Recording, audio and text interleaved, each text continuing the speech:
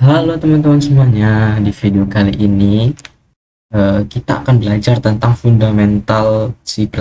Perkenalkan, nama saya Aditya Dwi Nugroho dari Teknologi Rekayasa Otomasi yang akan belajar bersama dengan teman-teman sekalian. Nah, kita mau di video sebelumnya kita sudah mengenal variabel, tipe data, fungsi, input-output, scope, dan lain-lain terkait C++. Kali ini kita mau belajar tentang apa teman-teman? Tentang if, else if, atau else dan logika boolean dalam C++. Lalu ada looping, yaitu menggunakan for, while, do while, dan juga iterasi array. Nah, lalu kita juga akan latihan program rata-rata nilai dan tabel perkalian. Lalu kita akan belajar juga perbedaan parameter by copy dan by reference, serta kita ada prototipe fungsi beserta contoh. Lalu kita akan mengetahui pemisahan berkas HPP, .hpp dan .cpp. Lalu di sini ada program modular sederhana. Nah, kita masuk ke poin yang pertama, yaitu if atau else dan logika boolean. If atau else if itu merupakan percabangan yang mengarahkan alur program berdasarkan kondisi. Nah, rantainya itu ada if, else if, lalu else. Ini digunakan untuk mengevaluasi kondisi dari yang paling spesifik hingga default. Sementara tipe bool itu menyimpan hasil logika untuk dapat dipakai ulang. Nah, konsep utamanya yaitu setiap blok if itu dievaluasi secara berurutan sampai kondisi terpenuhi ya teman-teman. Jadi dieksekusi dari line yang paling atas. Nah, else itu menangani semua kemungkinan yang tidak masuk dalam kondisi sebelumnya. Nah, ekspresi perbandingan itu mengembalikan nilai boolean sehingga bisa disimpan di variabel. Nah, contoh kodenya seperti ini teman-teman. If score lebih besar sama dengan 90, buka kurung awal, ini ada indentasi ya teman-teman antara if dan juga line berikutnya, yang artinya line ini itu tergabung di dalam variabel if di sini. Nah, cout grade A, lalu else if, ini ada indentasi juga teman-teman antara if dan else if. Else if itu bla bla bla, lalu ada indentasi lagi cout bla bla bla grade B backslash n, lalu else if kembali, lalu perintah cout else karena ini adalah pemisalan yang terakhir, lalu ditutup dengan kurung awal. Lalu kita buat bool lulus. Bool adalah tadi menyimpan hasil logika untuk dipakai ulang. Bool lulus itu sama dengan jika skor di atas 60. Lalu print out status lulus, lalu ya atau tidak, lalu end line. Nah, seperti itu teman-teman. Nah, lalu poin yang kedua, yaitu looping for, while, do while, dan iterasi. Ini loop atau perulangan itu memungkinkan eksekusi berulang. For, while, dan do while itu memiliki gaya evaluasi kondisi yang berbeda. Namun itu semuanya dapat digunakan untuk menelusuri array. Nah, for itu dipakai saat jumlah iterasi sudah diketahui. While itu memeriksa kondisi di awal putaran, berhenti jika kondisi salah. Lalu do while itu menjalankan blok dulu, baru memeriksa kondisi, minimal sekali jalan dulu. Nah, indeks array diakses konsisten melalui array index di setiap jenis loop.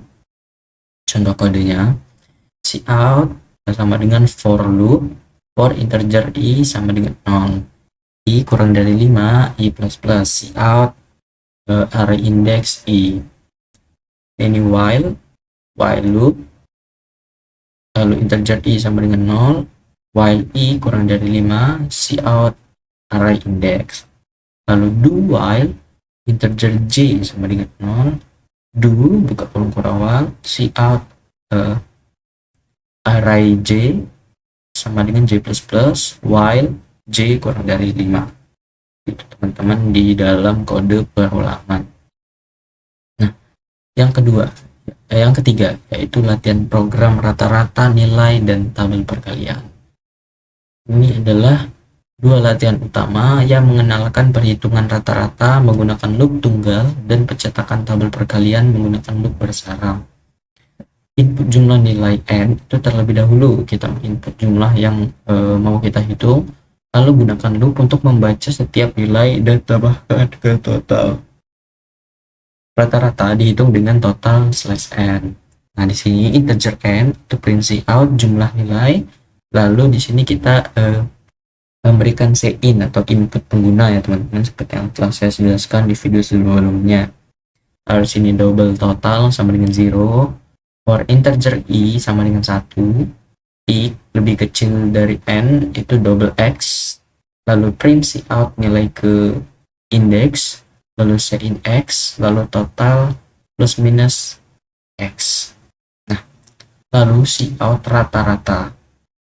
Tabel perkalian itu adalah dua loop bersarang yang menampilkan tabel n kali n.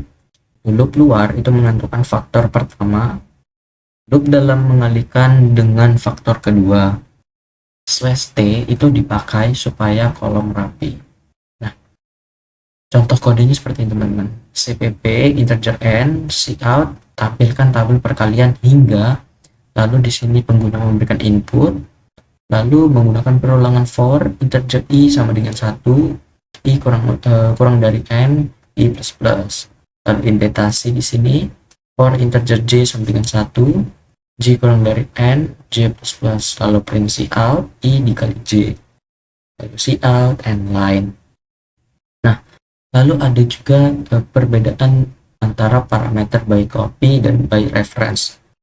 Nah, cara fungsi ini adalah cara fungsi menerima parameter memengaruhi apakah perubahan di dalam fungsi terlihat di luar.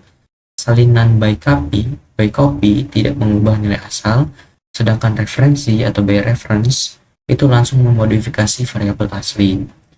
Contoh konsep utamanya itu void tambah copy integer a itu menerima salinan sehingga a hanya variabel lokal, sedangkan void tambah ref atau reference integer na sehingga referensi operator n memastikan a menunjuk ke variabel pemanggil.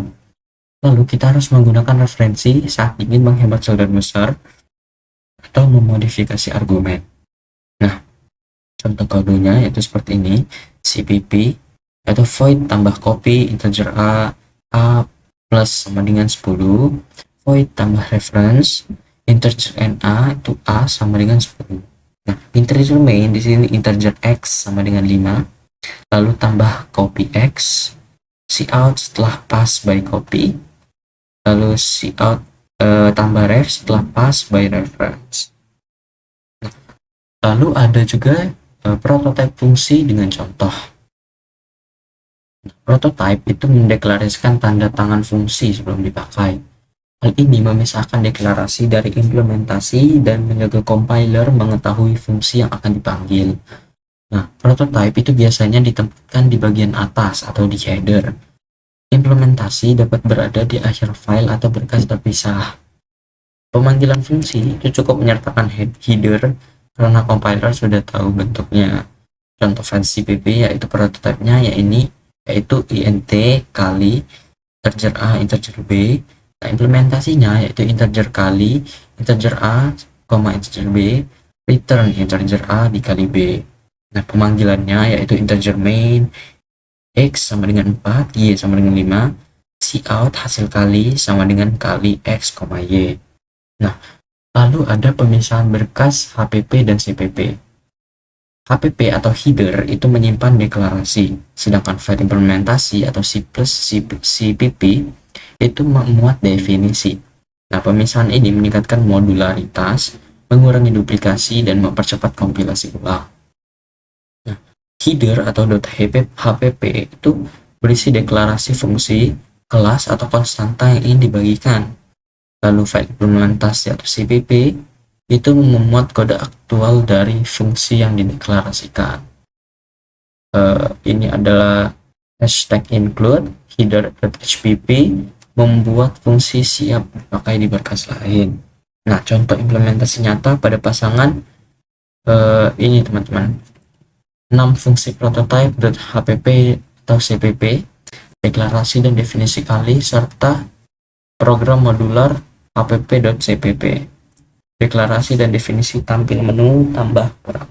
Nah, contoh kode untuk CPP seperti ini teman-teman. Di sini ada headernya, hashtag include, lalu void tampil menu, integer tambah, integer kurang, lalu deklarasikan integer a, integer b, lalu implementasinya yaitu di sini adalah void tampil menu, cout satu tambah, dua kurang, lalu di sini memanggil a plus b, memanggil integer a plus b, lalu di sini kurang, fungsi tambah dan fungsi kurangnya teman-teman return a min b.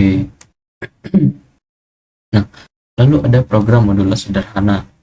Program modular sederhana adalah program kalkulator menu sederhana yang menunjukkan bagaimana fungsi terpisah bekerja sama dengan main untuk menghadirkan struktur modular yang mudah dikembangkan.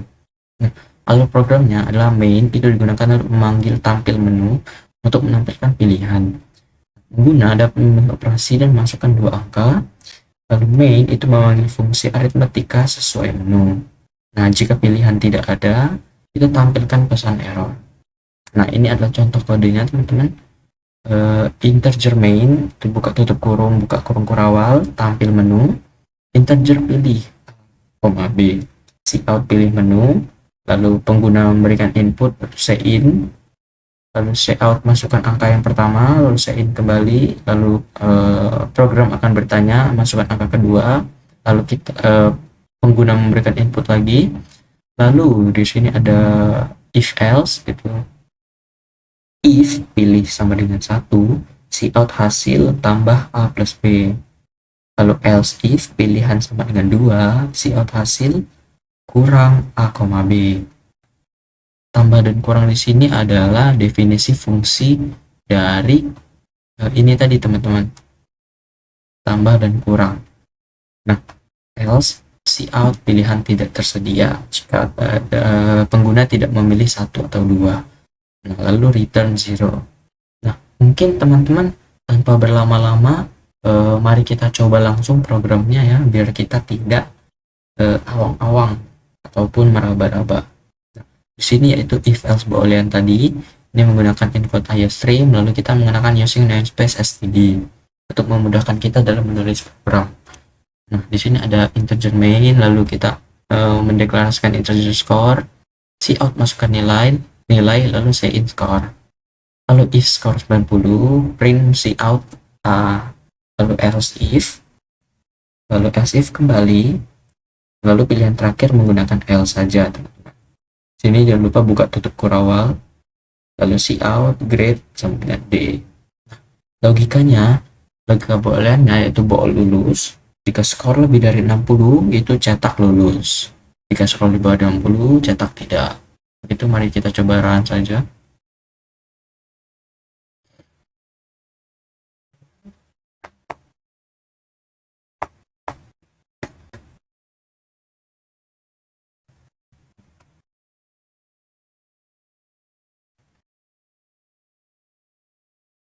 Oke.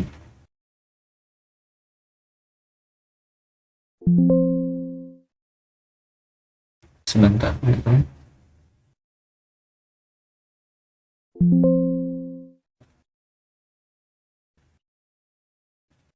Nah, di sini masukkan nilai. Jika kita masukkan misal kita mendapat nilai di 87. Nah, itu kita mendapatkan grade B yang dimana 87 itu masuk di antara 75 dan 90 teman-teman. Coba kita status lulus ya. Nah, coba kita ulang run kembali.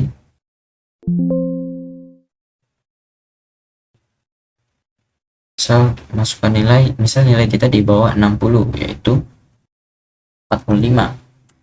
Nah, kita mendapat grade D, lalu status lulus kita tidak, karena skor kita itu di bawah 60 teman-teman. Karena jika skor di bawah 60, status lulus yang dicetak yaitu tidak. Bagaimana jika kita di atas 90, masukkan nilai 100, grade A, status lulus. Ya, karena skor kita di atas 90, kita mendapatkan grade A, teman-teman. Nah, seperti itu. Kondisi if akan mengulang dari line paling atas. Misal kita menulis skor 45 di sini, lalu program akan mengeksekusi apakah nilai skor kita di atas 90. Tidak kan, lalu program akan mengeksekusi line else if ini.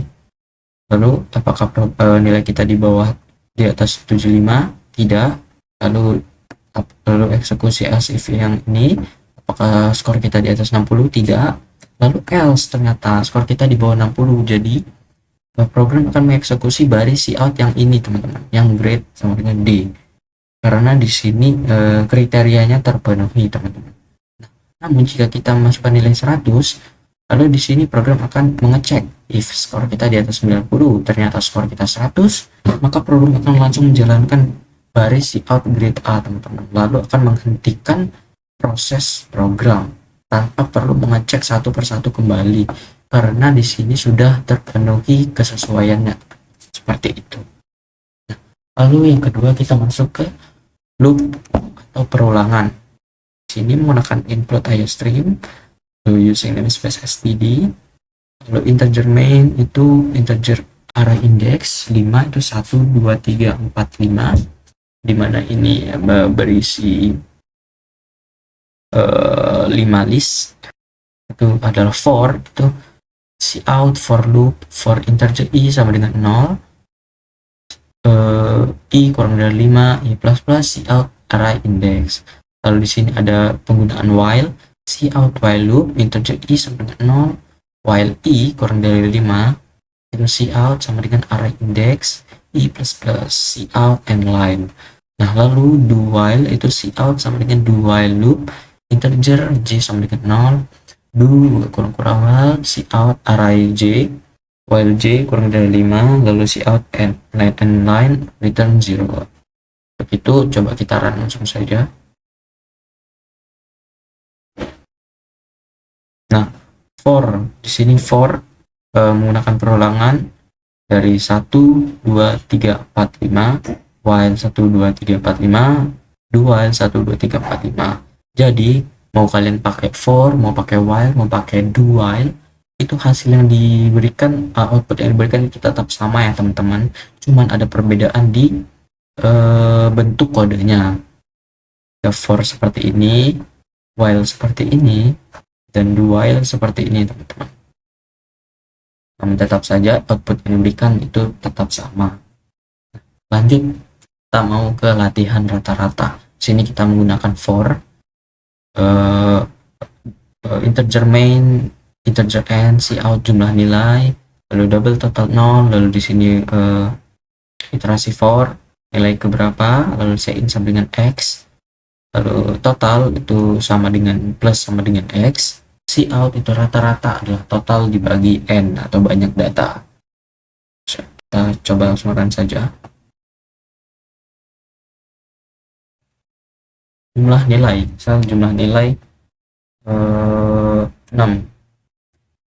nilai ke-1 itu 2, nilai kedua 5, nilai ketiga 13, nilai keempat 8, nilai kelima 9, nilai ke-6 0. Rata-ratanya adalah 6,16667 karena itu dapat dari nilai ke-1 ditambah 2 3 4 5 6, nilai ke-2 3 4 5 6, lalu dibagi dengan jumlah nilai atau banyak datanya, yaitu sebanyak 6. Nah, pengulangan for-nya itu di nilai ke-nya, teman-teman. Sini bisa teman-teman lihat nilai ke plus indeks, yang dimana nantinya misal nilai ke-1. Nah, itu adalah indeks 0, teman-teman, atau indeks 0 plus 1.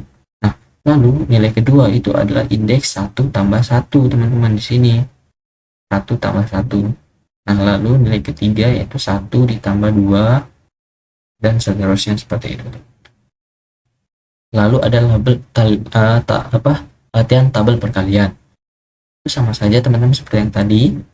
Integer n, cout tampilkan tabel perkalian hingga in sama dengan n, for itu Ini nantinya akan berulang adalah angkanya teman-teman, namun ini kita memberikan rumus I dikali J teman, ditambah backslash T yang akan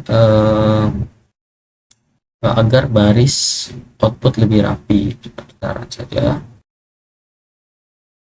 Nah, contohnya misal tampilkan tabel perkalian hingga tabel perkalian hingga 7 misal. Sini akan menampilkan output tabel perkalian di mana 1 kali 1 dikali 1 1, 2 dikali 2 itu hasilnya 4, 3 dikali 3 itu hasilnya 9, 4 dikali 4 hasilnya 16, seperti itu. Sampai 7 kali, sampai baris ke-7. Nah, backslash T itu memungkinkan angka untuk bentuk seperti jajar seperti ini teman-teman. Nah, coba kita mau sampai tabel perkalian 10 ya. Sampaikan tabel perkalian hingga 10. Nah, hasilnya akan seperti ini teman-teman. Ini angkanya akan menggunakan logika for untuk mengulang, namun tetap menjumlahkan dari indeks yang diberikan. Nah, lalu kita ada parameter copy reference. Ini adalah parameter ada paste by copy dan paste by reference. Nah, ini ada void tambah copy integer a itu a plus sama dengan 10, lalu tambah reference itu a plus sama dengan 10.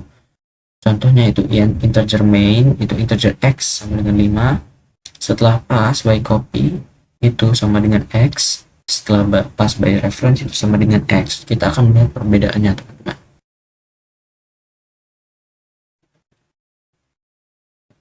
Nah, hasilnya itu jika kita di sini mendefinisikan pass by copy itu a plus sama dengan 10.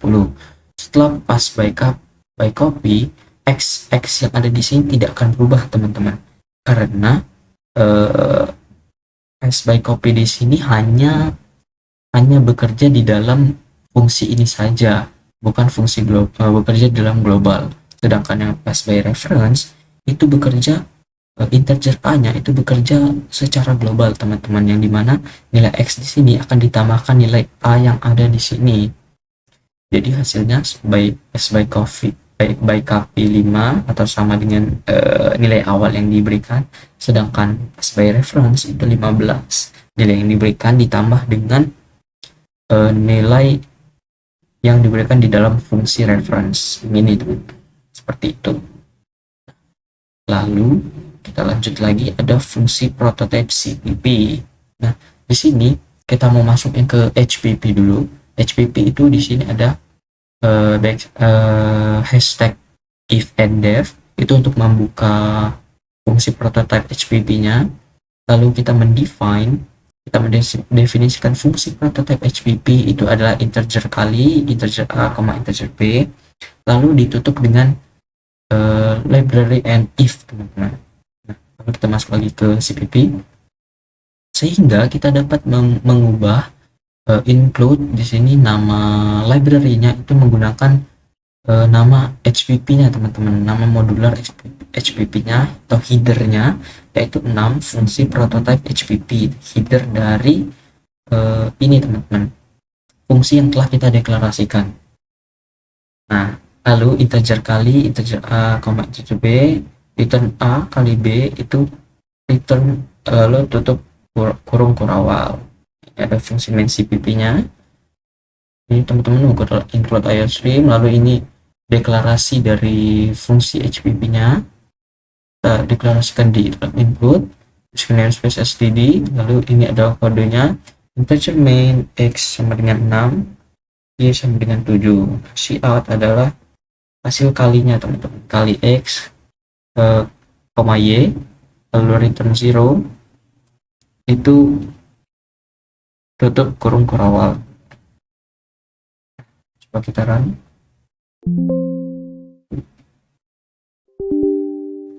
Nah, cara melakukan run-nya teman-teman, di sini kita melakukannya menggunakan kata yang ini teman.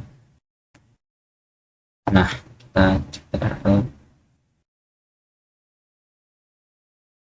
kita copy saja ini, kita buka terminal.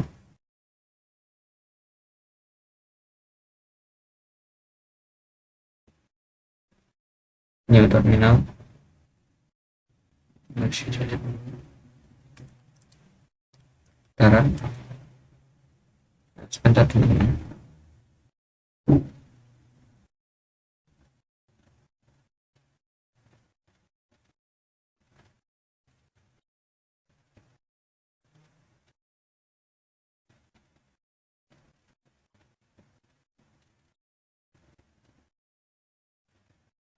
Oke, sebentar.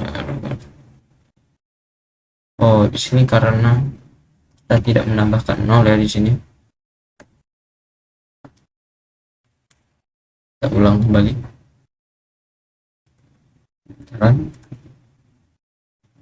Nah, di sini kita mendapatkan program exe-nya teman-teman. Kita lihat. Nah, ini terjadi karena kita ada yang artinya fungsi prototipe HPP di sini telah uh, teriterasi ke dalam fungsi prototipe di CPP ini. Lalu ada program modular. Ini sama seperti yang telah saya jelaskan. Ini ada HPP-nya kita deklarasikan itu fungsi void tampil menu, integer tambah, integer A, integer B, integer kurang, integer A, koma integer B. Lalu programnya itu ada ini teman-teman. Coba kita run yang 6 tadi. Oke, tidak bisa. Nah, coba kita langsung lanjut lagi yang 7 tadi. Nah, ini adalah program model HPP-nya, SCPP-nya. Ini sudah deklarasikan, kita mendeklarasikan di dalam include program HPP-nya. Lalu di sini ada void tampil menu, cout menu 1 tambah 2 kurang, integer tambah, integer A, return A plus B. Lalu integer kurang, integer A, integer B, return A min B. Di sini ada main CPP-nya. Oke. Coba kita run teman-teman di sini.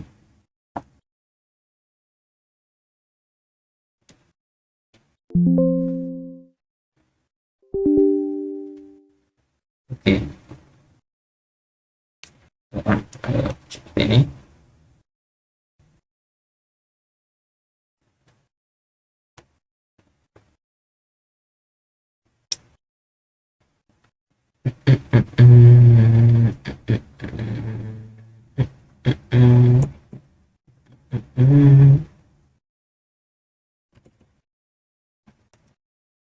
Kita coba di sini program.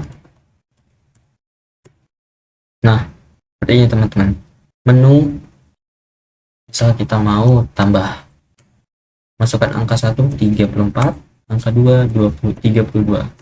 Nah, hasilnya itu 66. Di sini kita sudah mendeklarasikan program modular CPP di dalam dengan mendeklarasikan void atau fungsi di dalam HPP teman-teman. Kita mau coba lagi yang tadi yang apa teman-teman? Yang 6 ya. Debug dulu. Seperti ini.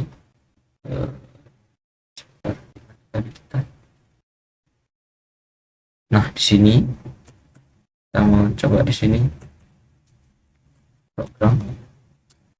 Nah, oh iya teman-teman, karena tadi kita masih mendeklarasikan yang ke-7. Kita mau deklarasikan lagi. Kita mau panggil permission denied. Apa ya teman-teman, di sini karena kita tadi telah menambahkan yang program modular. Oke, kalau gitu langsung saja. Ternyata teman-teman sudah habis materi kita, sudah sampai program modular. Nah, kalau teman-teman bingung terkait HPP dan CPP tadi, HPP ini adalah pemisahan berkas yang dimana kita mendefinisikan fungsi prototipe HPP, yaitu headernya yang akan kita gunakan di dalam fungsi prototipe CPP teman-teman, yaitu di dalam include headernya. Nah, untuk memudahkan kita dalam pemisahan berkas dan menghindari duplikasi. Lalu ini sama juga teman-teman, ini mendeklarasikan header program modular HPP, lalu di sini menggunakan include headernya atau 7_program modular HPP teman-teman. Nah, oke, mungkin segitu dulu fundamental dari C++. Hari ini kita telah belajar tentang if else boolean. Nah, tentang sebentar if else dan logika boolean. Kita telah belajar juga tentang looping atau perulangan for, while, do while, dan iterasi array. Lalu kita telah latihan program rata-rata nilai dan tabel perkalian. Lalu kita telah mengetahui perbedaan parameter by copy dan by reference.